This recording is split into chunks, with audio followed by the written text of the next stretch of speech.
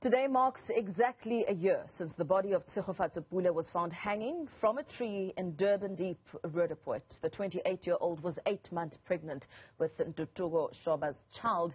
He is believed to have organized her murder. The tragic incident was a sobering reminder of the country's gender-based violence problem. For more on this, I'm joined by Linda Mnisi. Linda, a very good morning to you. We've watched your one-on-one with Tshegofatso Pule's aunt, and of course, the big thing there is that the family still has no closure, and they're still battling to come to terms with this gruesome murder.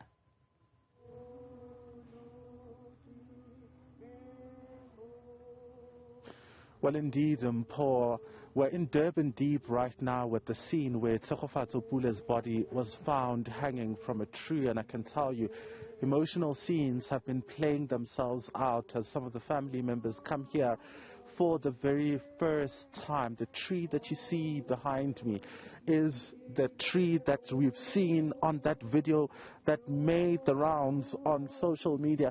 I'm just going to ask Lindani to just come close with me so that you can get to see, that horrific video that made the rounds, when the issue of Tshegofatso's disappearance, was, of course, making the rounds on social media.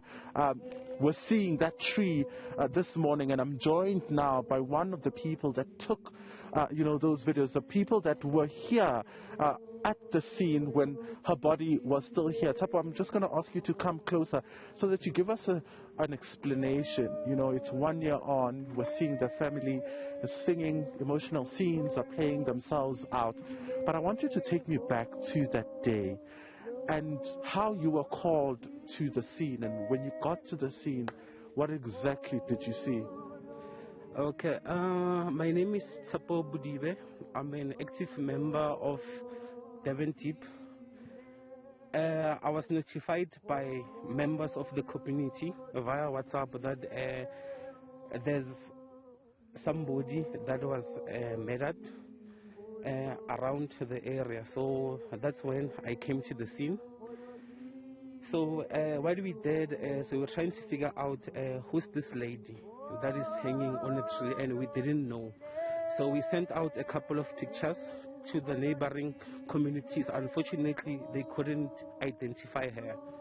So that's when I decided to take it further, to use social media again, like Facebook.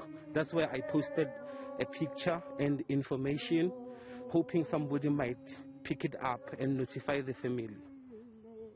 So that's what happened on that day. When you arrive here, I want you to, just demonstrate to the viewer in terms of when you arrived here, what exactly it is that you saw and what you made of it. Okay, I'm no crime expert, but from what we found here, you could see that there was a lot of foul play.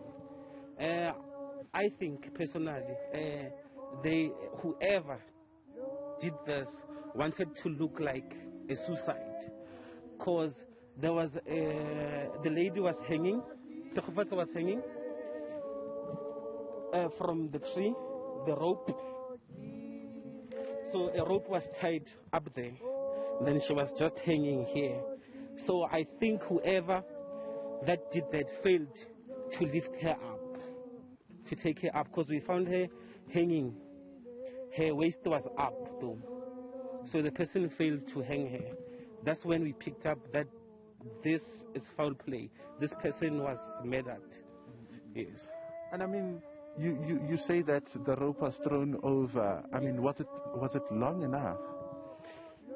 Yeah, the rope was long enough because the person failed to lift her up. So the rope was long enough for her to hang on her waist only. The legs were still down. Yes. So she was bending.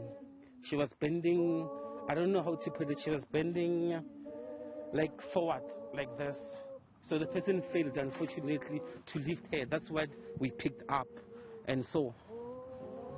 And talk to me about, because you say that you're a community member here and you're an active member in the community. Are these like familiar scenes? Are these things that you're used to seeing? Especially because I'm looking around and what I'm seeing is a totally isolated place. To be honest with you, I grew up in Durban Deep. Yes, it has its own up and downs, but what I know, most people that are found here, it's people we don't know. So, from what I've heard and know now, most of people, what they do is they commit crimes somewhere and come and dump. They use this place as a dumping place. But fortunately for us, if you look around, there's some developments taking place.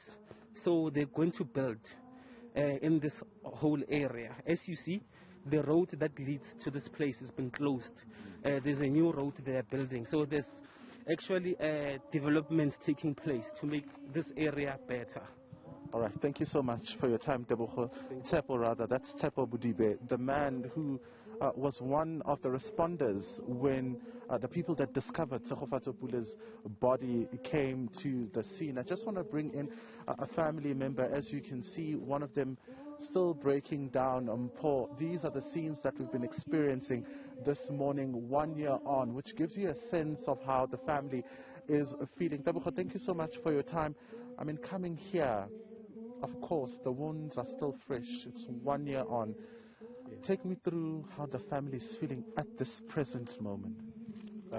We feel robbed, obviously, and the pain is still it cuts deep still, you know, because I've never wanted to come to this place actually, but today my siblings and my cousins, they said, you know what, we need to go to where Tshegofatso was found, you know, because on the day that my family came here, I had to go to the morgue and stuff to arrange for the funeral. So it's the first time that I'm coming here, and obviously I've got mixed emotions and stuff. Yeah.